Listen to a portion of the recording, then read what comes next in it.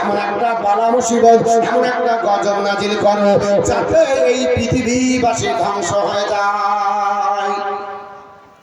আল্লাহ পাক বললেন, এ লোগো, আমার আপনার পয়গম্বর, কি তুমি বালা মুসিবত চাও? আল্লাহর নবী বললেন, আল্লাহ তুমি এমন একটা বালা দাও যাতে জগৎবাসী ধ্বংস হয়ে যায়। আমার আল্লাহ পাক বললে তুমি চাও। নূহ পয়গম্বর বললেন, আল্লাহ প্লাবন দাও। আল্লাহ বললেন, ঠিক আছে তাই হবে, তবে তুমি একটা নিজের আত্মীয় স্বজনকে বাঁচানোর জন্য তুমি একটা নৌকা বানাও। সেগুন কাঠের নৌকা বানানো হলো। নৌকাটা লম্বা ছিল 1200 গজ, চওড়া ছিল 600 গজ, হাইট ছিল 300 গজ। এই নৌকা বানিয়ে আপনার তৈরি করা হলো। আল্লাহর ইচ্ছা হয়ে গেল, প্লাবন দিল। আল্লাহ পাক বললেন, নূহ পয়গম্বর, প্লাবনের আপনার বলা হয়েছে গোপন থেকে বাঁচানোর জন্য তুমি আপনার ওঠো, তোমার আহলে বর্গগুলোকে উঠিয়ে নাও, তোমার কলমা পড়া ব্যক্তিদেরকে ওঠাও। হযরত নূহ পয়গম্বর ওই নৌকার উপর সবাইকে যখন ওঠাতেছে, আল্লাহর নবী নূহ আলাইহিস সালাম নৌকার উপর আপনার তুলতেছে। যদি পাহাড়ের কাছে যাবে, হঠাৎ করে বেটা কেনানের দিকে নজর পড়ে যায়। আল্লাহর নবী নূহ পয়গম্বর দেখছে বেটা কেনান হাবুডুবু করছে, এইভাবে আপনার ডুবে ডুবে ডুবে জলে মারা যাবে। আল্লাহ পাকের কাছে হযরত নূহ পয়গম্বর ওয়াদা করেছেন, আল্লাহ পাক আমার আহলে বর্গরা বাঁচবে বলে। হ্যাঁ, সঙ্গে সঙ্গে নূহ পয়গম্বর বললেন, ইন্না বনি মিন আহলি। আল্লাহ পাক এ তো আমার আহলে বর্গ ডুবছে। আল্লাহ পাক সঙ্গে সঙ্গে কোরআন দ্বারা কোট করে জানিয়ে দেয়।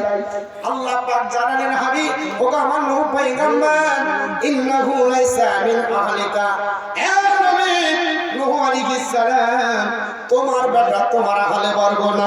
কারণ কলমা যে পড়ল না, আপন বেটা হয়ে আহলে বর্গ হতে পারল না, আল্লাহর জান্নাত যেতে পারবে না। পানিতে ডুবে মারা গেল। এই কলমা না পড়ে নবীর উম্মত হবে মুসলমান সম্মান হতে পারে না। আল্লাহর নবী নূহ আলাইহিস সালামের সম্মুখে আপন বেটা ডুবে মারা গেল। হযরত নূহ পয়গম্বর আপনাকে আমাকে ডাক দিয়ে বলবে, হে জগৎবাসীরা শুনে রেখে দাও, আল্লাহর দরবারে পৃথিবীর জমিনে আমি যাব।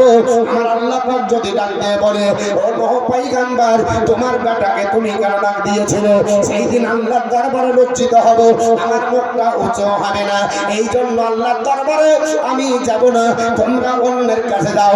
এই করতে করতে বলা হবে, ওয়ালাকিনি তো ইব্রাহিমের কাছে যাও। খলিলুর রহমান, তিনি আল্লাহর খলিল, ইব্রাহিম আলাইহিস সালামের কাছে ভাইয়া তো না সবাই আমরা আসবো। আপনার বলে আছে তিনি, আপনার ভাইয়া কুলো, তিনি বলবে, রাসূল হুনাকুম, আমি তোমাদের কাজের জন্য নয়, আমি এই কাজের জন্য দায়িত্বপ্রাপ্ত হইনি। বলে কারা হয়নি? তিনি বলবেন, আপনার শুনে রেখে দাও, ওয়ায়াজকুরু সালাসা কাযিবাতিন কাযাবাহুন্না। আল্লাহর বান্দা বান্দীরা, আমার দ্বারাতে তিনটি আপনার বলা হচ্ছে মিথ্যা কথা বেরিয়ে গেছে। যদিও নবীদের জীবনে কোনোদিন মিথ্যা বের হয় না, কিন্তু এটা শরীয়তে দেখতে আপনার মিথ্যা বলে মনে হয়, হাকিকাতে মিথ্যা ছিল না। যেহেতু মহান আল্লাহ পাক আপনার বলা হচ্ছে হাকিকাত ভালো বুঝো, আল্লাহ পাক আপনারা হাকিকাত জানে। আমার আল্লাহ পাক অন্তরের খবর জানে। হযরত আপনার ইব্রাহিম খলিলুল্লাহকে তিনার চাচা আদর যখন বলেছিল, এ আমার আপনার ভাতিজা, চলো আমরা মুক্তি ব্যবসা করতে যাব, মুক্তি চলো বিক্রি করতে যাই। হযরত ইব্রাহিম আলাইহিস সালাম বললেন, আল্লাহ, মুক্তি পূজা করা যেমন মুশরিকের কাজ, এটা বিক্রি করা মুশরিকের কাজ, আমার দ্বারা সম্ভব হবে না। চাচা যেহেতু আমাকে ছাড়বে না, তাই তিনি বলেছিলেন, আমি অসুস্থ আছি, আমি বিমার আছি। শরীয়তের দৃষ্টিকোণে শারীরিকভাবে সুস্থ ছিলেন, মানসিকভাবে অসুস্থ ছিলেন। এর জন্য তিনি বলছেন, আমি আপনার আল্লাহর দরবারে যাব না। আর দ্বিতীয় একটা কথা, যেই দিন নমরুদের সঙ্গে তর্ক হয় আপনার লাত উজ্জাত মানাত হাবল নিয়ে, তারা বলেছিল, জগৎবাসীরা, আমাদের আপনার বড় বড় খোদা 360 খানা, ওই খোদাগুলো আপনার পরে হয়েছে বন্দী হয়ে ওই আপনার কাবা ঘরে আছে। আল্লাহর নবী ইব্রাহিম আলাইহিস সালাম বলেছিলেন, না না, তারা খোদা হতে পারে না, যারা চলতে পারে না, যারা কথা বলতে পারে না, যারা উপকার করতে পারে না, ক্ষতিও করতে পারে না, খেতেও পারে না, যারা নিরাপত্তা দিতে পারে না, এরা কোনোদিন খোদা হতে পারে না। নতস্য প্রতিমাস্তি, যিনি আল্লাহ হবে, তার প্রতিবিম্ব হবে না। নটস্য প্রতিমা অস্তি, আপনার বলে হচ্ছে তার প্রতিবিম্ব হবে না। এক নেব দ্বিতীয়, এক হবে দ্বিতীয় হবে না। হতা রবীন্দ্র মহাসুরিন্দ্র আল্লাহ ষষ্ঠং ষষ্ঠং পরমাং পূর্ণাং ব্রহ্মাণং আল্লাহ রাসূলুল্লাহ বরস আল্লাহ আল্লাহ আদাল্লাং বুকমেকাং আল্লাহ বুকাম নির্গতকাম।